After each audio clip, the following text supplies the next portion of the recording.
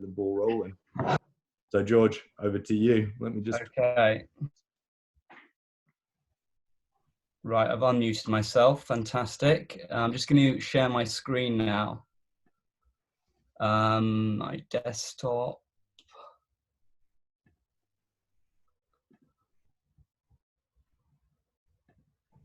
Can you all see my screen? Yeah. Yeah. Can you nod? Fantastic. Okay. Gosh, I mean, it's interesting having everyone muted. I mean, if I try to crack a joke, I don't know if it's going to be funny or not. So literally, it's going to be a bit awkward. Okay. Thank you, James, for having me on this. It's good to be here. To one of your last sessions with Cuba talking, which was a fantastic session. Really enjoyed it. And I know Cuba's here on the line, and to say that I'm actually sleeping in one of his beds at the moment. That might sound weird, but I'm in an Eve sleep bed. I'm sleeping like a baby at the moment, so it's brilliant. So the name of my talk today is Growing Differently, and I'm going to be really sharing my story so far, how we've really marketed ourselves, how we've gone against the status quo, done it very differently. And I wanted to share real life case studies with you of how we've done it, rather than just talking theory. So I'll be talking a lot about the psychology behind why we've gone down this route. So just to kick this off, a bit about me, hold on. My background, who I am. I'm a co-founder of Honeypot, which is a new dating app for London, came out August the 1st, 2019. And you're probably thinking, well, how is it different to anything else? It's a very saturated market, dating apps at the moment. It's all about same-day dating. So if you match with someone on Honeypot, we encourage you to meet them that day. We really think the problems of dating apps are people spending too much time on them, trying to, small talk with people, and there's little genuine attempt to actually meet someone or go on a date. People are now matching for the sake of it. It's become more of a dopamine hit, an ego boost, rather than an actual let's go on a date.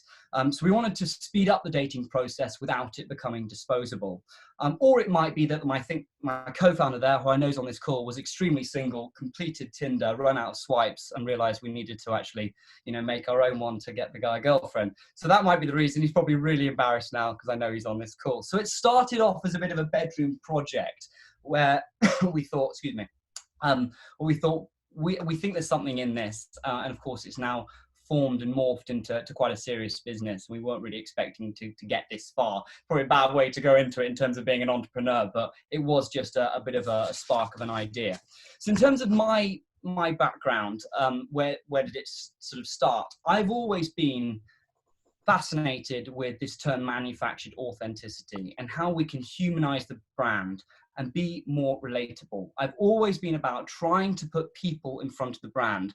I think lots of the time brands are faceless and they don't communicate their message through people, and it's all a little bit dull. I think human interaction is so key. And examples of how brands have actually personalized without putting themselves in front of the brand is just little small examples of things like Coca-Cola. And this is a great piece of personalizing your brand, because even though it's still just a can of Coke or a coffee, you're more likely to take a picture of that because it's got your name on it than you are just a usual can of Coke. It's very simple to do. Of course, in terms of the operationally for them, it's probably quite difficult. Easier for Starbucks because you're just writing it on. But the point is, it makes you feel special and it makes you feel good. But it's marketing that is content that travels because people want to share that. Okay, so moving on to my first startup, which was a video communication tool that allowed businesses to send video email to each other.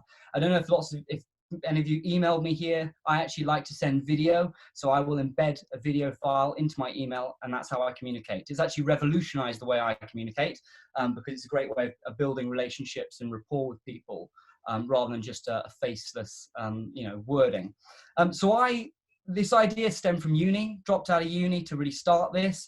The idea came about, actually, I was at university and I found myself in a mini garage, the car garage. I wasn't even in the market to buy a car. I just was there with a friend. We were having a look around, and I literally was a very good classic car salesman. He managed to get my details, and literally a few hours later, he sent me this video file sent to my iMessage that was literally a file of him communicating, saying, "Hi, George, I know you're not in the market right now to buy a car, but just thought I'd send you a personal video so you remember me when you are looking for a car." I thought that was so powerful and so amazing, I had to explore the idea. And I actually dropped out of uni to start this video communication tool to basically help businesses send more video email. I dropped out and didn't really properly look into the market before I dropped out, I'll be honest. I was doing geography, wasn't really enjoying it, and realized there was a company in the States called BombBomb who were doing it very, very well. And I reached out to them and actually white labeled their system, and was starting to basically, so I white labeled their system and was selling that on to people like estate agents, schools, recruitment agencies. And of course, we didn't have route to market at all, but the way we got it out there is by sending video emails to these people, all personal. Yes, it took a long time, but that's how we marketed it and kind of achieved growth very quickly by actually sending these companies an example of how a video email could look in them. So that's how we actually scaled this extremely quickly, by designing templates for companies that in their branding and video email them saying, hey, you should check this out. And it worked like a treat. Conversion rate was fantastic. So that brings me on to how what I'm doing right now. But the problem was, it wasn't my own baby. The proprietary technology wasn't in me. It was in the company in the States. Okay. I was a reseller and took commission on licenses I sold. It wasn't my own software, which is a shame because it was a fantastic tool and I really wish it was. So moving on to what I do now, my baby, as we'd call it, Honeypot. This is a dating app that is all about, as I said, connecting people on the day. The way we launched this was, I'll be honest, an absolute failure, okay? And this was a big failure of mine of what happened. We built this, took a couple of months to build this dating app, actually a few more. We were so excited about it, and we opened up Clapham on the 1st of August. We tried to create a bit of hype about it by doing some organic social posts, and we started to hand out flyers, and launch day happened, and we literally had about 200 downloads.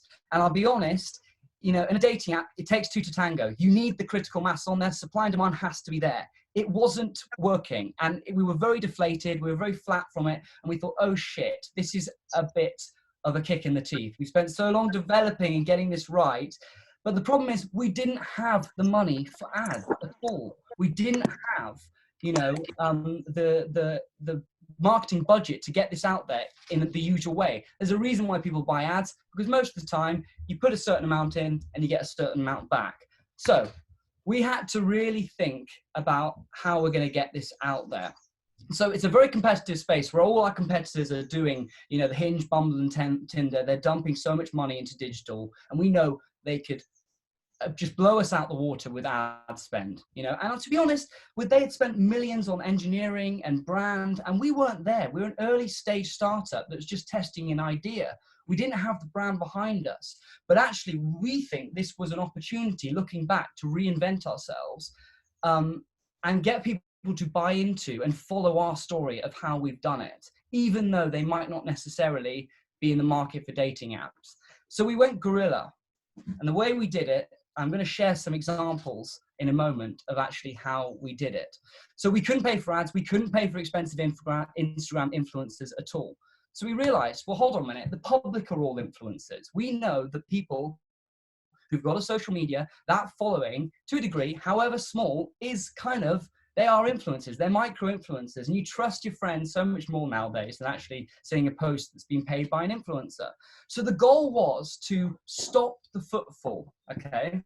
Just get people to stop, stare, digest, and actually take in something they're not used to seeing, okay? And get them, the goal was to get them to reach down to their phone, take a picture, and put that onto social media, getting the public to actually be our social media sort of influencers, would you say. But that had to be done in mass, and you had to stop enough people in order to get your message to spread.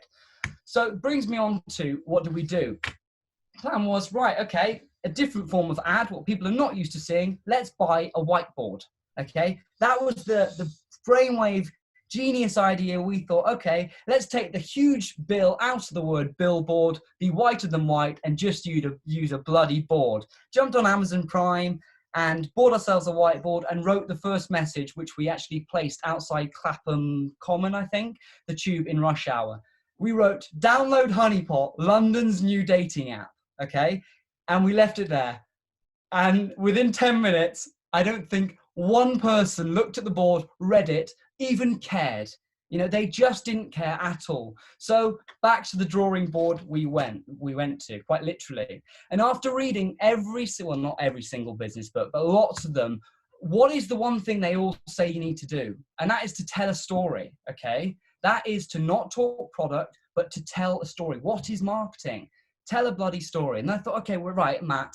So my co-founder, let's tell a good damn story. Let's get a scandal going here. We know people like scandals, people like drama. We can tell a good story that relates to kind of relationships. And it's a bold message anyway, because of course you've probably seen some of the stuff we've done, but let's really evoke some sort of motion, get a reaction. So now I'm going to share some examples with you of actually some of the stuff we've done, just a few of them. So the first one we did, Project Naughty George. Okay, this was called To My Cheating Boyfriend at George Rawlings. Don't bother coming home tonight. Enjoy seeing this on Instagram the same way I saw you and that girl on the weekend. Oh, the irony. P.S. You're deluded if you think Honeypot is the next Hinge.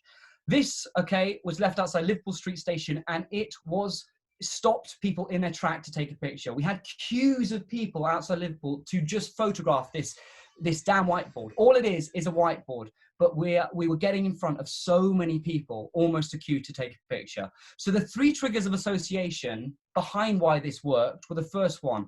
It was the calling out to the boyfriend, a disgruntled girlfriend who had obviously been cheated on, and she's calling him out, and that is my name. Of course, that's my Instagram handle, and the irony is it's me. The second trigger, the second trigger, enjoy seeing this on Instagram. That's putting it into people's heads that that's where we want them to actually post this picture. Subtly, it's enjoy seeing this on Instagram. Oh, hello public, can you please put this on Instagram for us to shame this guy? And the third trigger is Honeypot being the association with Hinge. Our target market are the people who currently use Hinge, which is another dating app, big competitor of ours, okay? They're huge right now, and we're a small startup, we get that. But anyone who uses Hinge will know that there's that direct association that Honeypot, okay, is a dating app. And if you don't use Hinge, and you don't know what Hinge is, and we're trying to make that association, it doesn't matter because it's not our market. So that's the thinking behind that one. So there are different themes as I go through these, all trying to relate kind of to relationships. Next, what we did as well is we drove people to my account. I'm just going to shut the door actually, because I think there's got some guy like, no, one moment. So we drove people to my Instagram account where I had this up saying, I put up the whiteboard, what you saw wasn't real.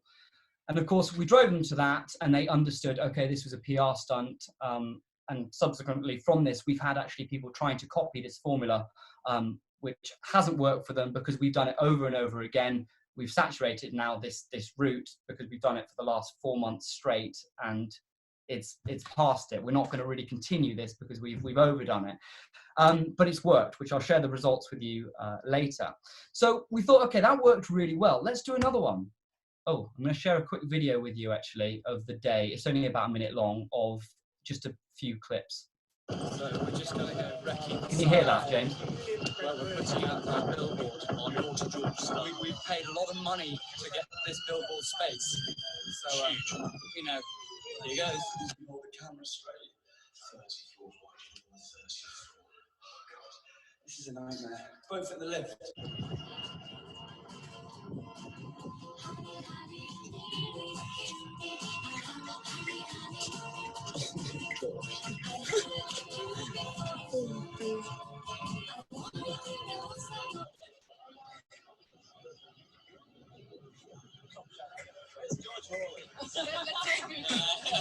Where the hell is that guy? He's on Instagram.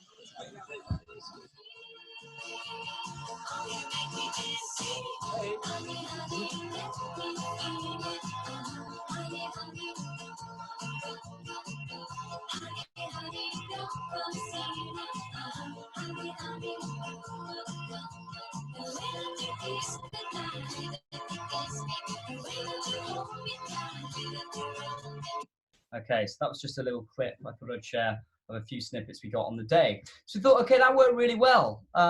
Let's do another one. Let's do a different message. To the biggest gold digger in London, you burnt my money, now I'm burning you. People associated my Instagram handle with the stunt, so I changed my Instagram handle to Georgina Fox, had a sex change for the day, and drove people back to that account.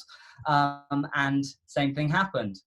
You know, name is not Georgina, same thing, you know, same formula to getting downloads of how we did it. And even though people were starting to know this was a PR stunt, the more we did this, they were still kind of taking pictures because we did it so much. People were messaging us saying, we're waiting to see one of your boards. We're waiting to see one of your boards, because it was almost, we wanted, and we never got to the stage where it was almost Banksy, but it was quite sort of, when are they going to pop one up next?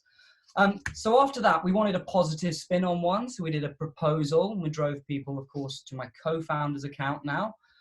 So putting a positive spin on that. But we realized positive spin's good, but sometimes the shock factor does work a little bit more, which brings me on to the one, which I think you've all seen. And I know I'm probably known as London's biggest cheater. The ad which James put up here, the infamous picture of me in Piccadilly Circus holding up this sign. George Rawlings cheated on my girlfriend. So we've done enough cheating now, I'll be honest. And it's probably, you know, not the best name to have when you're a co-founder of a dating app, being a cheater, but people know it's a PR stunt. They're very bold messages of how we've got it out there. And that day, only, I think, a few hours in, we were featured in the Financial Times. And that's what we kind of hoping to get some sort of press off the back of this. And it worked.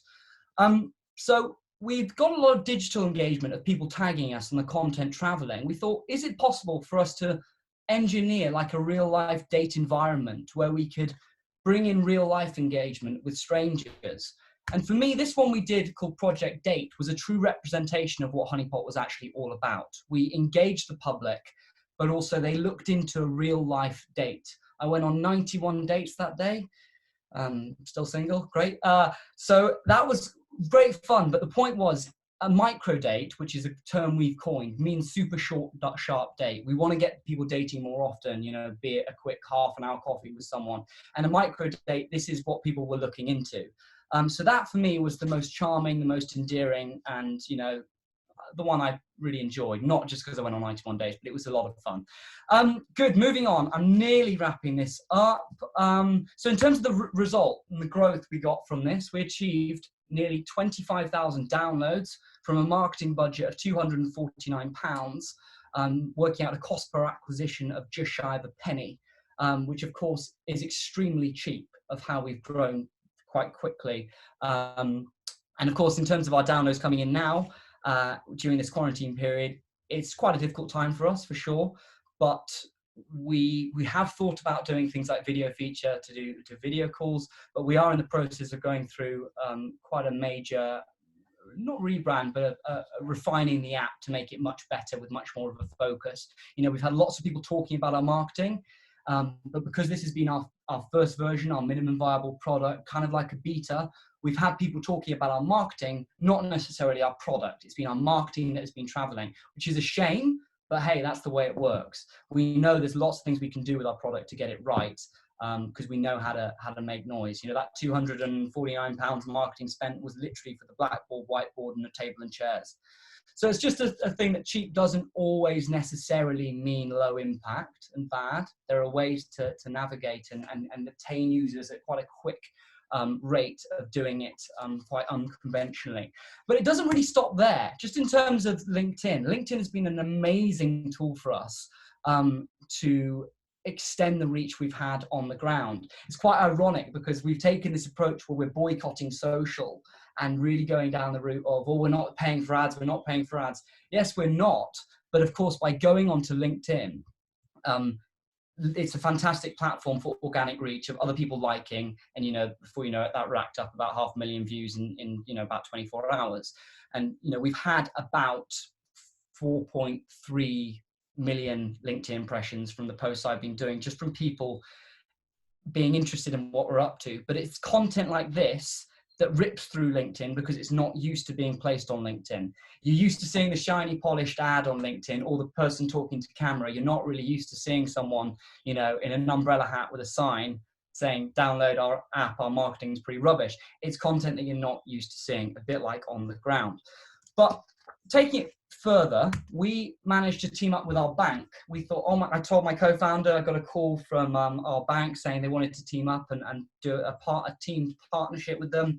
And we thought, oh my gosh, fantastic. We don't now need to be holding up bits of cardboard and whiteboards getting up at 4 o'clock in the morning. Brilliant, this is it. We're going to get loads of downloads in. And we featured in about 100 tube stations with this ad at the top of escalators, not actually on the tube, but, you know, the top of escalators and all that. And it literally, over the course of about a week, it brought in literally about 45 downloads, okay? And we were shocked. That ad didn't tell a story. We were identifying ourselves as a micro-dating app at that point. The micro-dating app being a super short, sharp date, but it didn't tell a story. It wasn't engaging enough. And I really believe our ability to consume ads is diminishing constantly. It is, you know, so many, you know, brands are just thinking they can just put money into paid and it works them. It's their golden bullet. It's really not. So I think sometimes to think a little bit differently, it's definitely worthwhile. The time was right for us as well, after hitting our benchmark of that amount of users, to do a funding round. And of course, in true Honeypot style, we need to get the attention of investors by actually holding up pieces of board, because that is what our identity was. That was what the brand was at this point, because the brand had been on us as individuals. So everything we had done had really kind of been a movement to get to this stage where let's now actually do a proper fundraising round. And we managed to basically crowdfund this from LinkedIn. So we had hot leads of people who were interested, who had been following our story already from all the other stuff, contacting us saying, can I see a pitch deck? Can I see a pitch deck? And of course, the video emails, the relationship started, and we managed to close on a round of funding last month on it. So that was LinkedIn. And just to close, going to finish, I think we're good for time now. My quote is, sometimes the well-trodden path isn't always the right way, and to embrace difference. Because for me, I think the biggest hack of this whole sort of adventure that we're currently on, I think we've managed to get a significant amount of people talking about our unusual, unorthodox ways, but also following the story without necessarily being our target market. And when I say target market, I got asked that question the other day, who is your target market? And my reply is every single person, if you pardon the pun. That's it from me. Thank you very much. Hopefully that all makes sense. I'm going to unmute James now, and I'm going to stop sharing my screen. Well, fantastic. It's Michelangelo here. I'm going to facilitate the next part of it. George, that was a very, very interesting presentation. It should, you know, and especially as an entrepreneur, you have to think outside the box in order to A, get attention, but also get funding and grow the business. So I'm going to open it up to the questions, and we have a few already coming in, but please feel free to type in your questions and we'll continue in the chat and we'll be able to call on you. So our first question comes from Matt. Matt asks about, he's seen what you've done. He'd like to talk about what are your next steps in the future. So Matt, please ask your question. Okay, I'm just looking at it now. Matt, okay, I can see your question, Matt. Plan for the future. Surely you can't wander around in silly outfits for the next 10 years. It's not scalable. Yes, we are aware it is not scalable. I think our plans for the future are going to be looking at growing in a very smart way of doing things like, I don't want to give away all the secrets of what we're up to, but there will still be a bit of cardboard, but we're now going down the route of building in robots and looking at interrogating things like Bumble and Hinge user base. And, you know, we will get banned from it, but then a new email address is created and it happens again. So we're subtly telling people about our app on other people's apps. It's exactly what Airbnb did on Craigslist. So that's how we're really now generating a lot of buzz, by interrogating other people's user bases. And it's not illegal to do, but it's just very aggressive. Excellent. Thank you very much. Our next question comes from Joseph. And Joseph is looking, you know, we talk about how do you keep afloat? How do you monetize it? So Joseph, would you like to ask George the question, please? Yes. Yeah. So I'm just curious if the app is monetized in any way at the moment. No, we've not. We're pre-revenue at this stage, but we've got ways to build in monetization, be it through sending unlimited likes to people each day, or we're now working with venues for suggested date spots to feature in the app. So when people match on the day, we can push venues and businesses to those people that match. And of course, the venue will pay a premium to either feature as a suggested date spot or push a deal to the user. Okay, and in the absence of monetization within the app, I assume you have other metrics that you look for in terms of the users coming in as to whether or not they're a valuable user. Do you have any particular? Yes, absolutely. We're looking at how long they're spending in it on the app in terms of time. We're looking at the matches. We're looking at how many likes they're sending. We're looking at how they engage with our push notifications. You know, there's so much we're learning from this data we've got. And of course, you know, fine, we managed to nearly achieve 25,000 downloads, but in the grand scheme of it, it's not huge, but it's still pretty good. And of course, active users of that are lower. And of course, a dating app, so many dating apps will not work because the faster people cull other users of saying no to them, your shelf life is lower, if that makes sense. So it's the quicker they swipe, you've got to be quicker at marketing and obtaining users at a rapid rate, basically faster than they get through your users, if that makes sense. So it's a dark art to get enough users on there for the thing to properly function. Okay, and sorry, because my initial question was going to be around whether or not you've seen any particular channels be monetized better, but in the absence of monetization, have you seen any particular channels? You mentioned LinkedIn, as well as kind of the real world stuff. Have you seen any channel acquire better users for you guys over another? Well, so we've not experimented or put a penny into any paid yet whatsoever. We've just been allowing the public obviously to take pictures of this, which is mainly done through Instagram, of the public sharing our content. But it's, in terms of us getting big reach of the stuff we post, it's all done through LinkedIn. It's all been through LinkedIn. Okay, thanks. No problem. Thank you for your question. Thank you, Joseph. Moving on to our next question, and we saw your idea come to fruition and your marketing strategy, but what was the lead time from start to the first funding round? And that comes from Jerry. Okay, Jerry. So in terms of our fundraising rounds, the idea was actually stemmed from a small crowdfunding round back in 2018. So the idea at the end of 2018, we had this idea for an app. Of course, we thought we need some developers on it. Let's do a small crowdfunding round on Crowdcube we featured. And actually, we managed to raise just over 100 grand for our first round off the back of having no product at all. We had a landing page, an idea, and probably a very big ego, and just it sold what we wanted to do, and people were putting money in. You know, we've got about 150 to 160 investors now. But of course, now that took, for close from idea, probably took about a month and a half on Crowdcube. But then we realized rather than paying Crowdcube the high commission, we can do this ourselves and have fewer investors and go after LinkedIn. And not pay the commission of Crowdcube, but do it ourselves through LinkedIn and have a much cheaper route. Fantastic. Jerry, any follow-up on that? No, that's excellent. I'm actually in a phase 1 to 2 myself, so that's a very interesting tip. Thank you. Yes, I would look at trying to get something that has huge reach on LinkedIn and getting people to come to you about your idea rather than paying the 8 to 10% on Crowdcube. Yeah, but I'm highly targeted in a B2B focus, so LinkedIn lends itself to that. Brilliant. Fantastic. Perfect. Now we have time for one more question, and this is a very good question. It comes from Jim, and it talks about balancing. So, Jim, would you like to answer your question? Ask the question, please. Jim's off. Jim, I think you're muted. Yeah, there you go. Go ahead, Jim. Sorry.